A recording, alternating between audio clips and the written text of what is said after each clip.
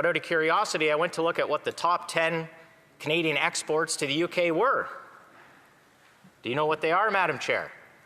I'll give you a hint. The first one, sometimes you like to wear it, and you look good in gold, Madam Chair. Gold is the #1 export to the UK, which leads me to another question. Where is all the gold in Canada? Where are the reserves? Canada has no more gold reserves at the Bank of Canada. Guess who sold some of those reserves, Madam Chair? The Prime Minister, when he was central bank governor. Guess who he sold them to? The UK. Interesting. Out of the top 52 countries that have gold reserves in the world, guess where Canada ranks? Not even on the list, Madam Chair, because we have 0.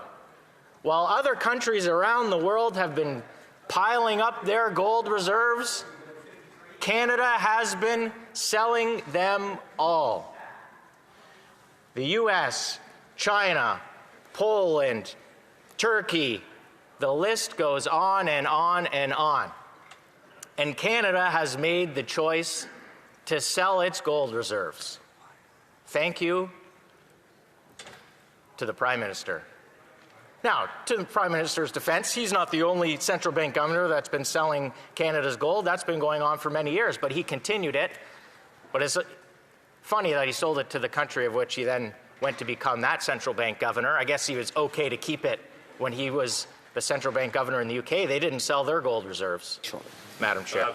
Thank you, Madam Speaker, and I want to thank the member opposite for his words. There's a lot of material to cover there, but I just want to remind him, I know he's much younger than I am, but Canada, like other countries, went away from the gold standard in 1971, and Canada sold its gold reserves to diversify its portfolio into more interest-bearing types of investments.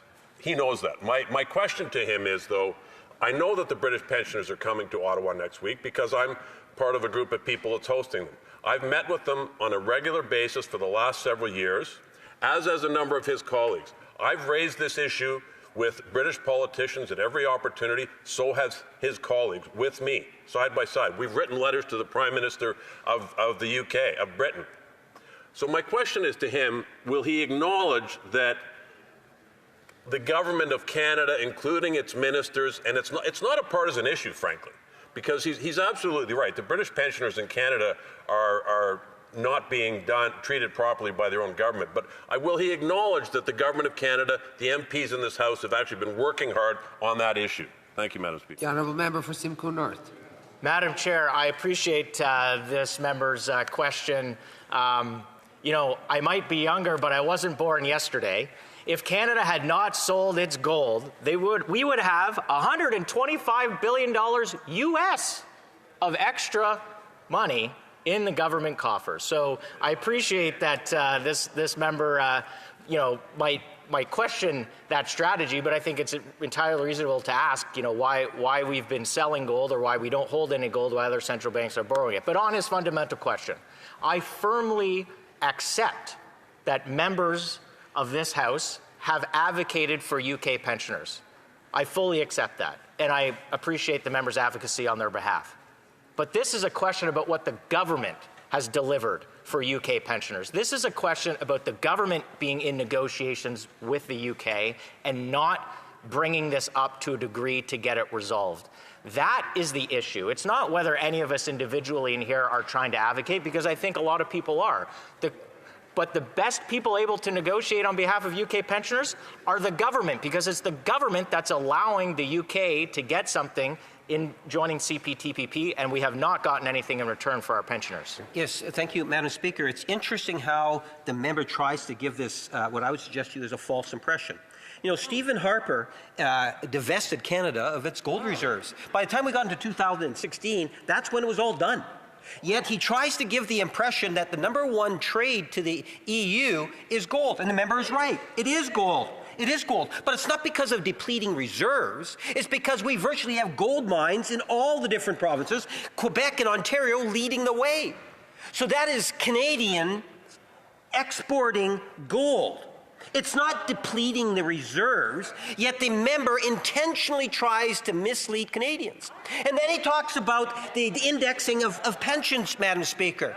Tell me one agreement that the Conservatives ever incorporated concerns related to seniors or pensions specifically, Madam Speaker. We are doing what we can as a government to diversify our trade.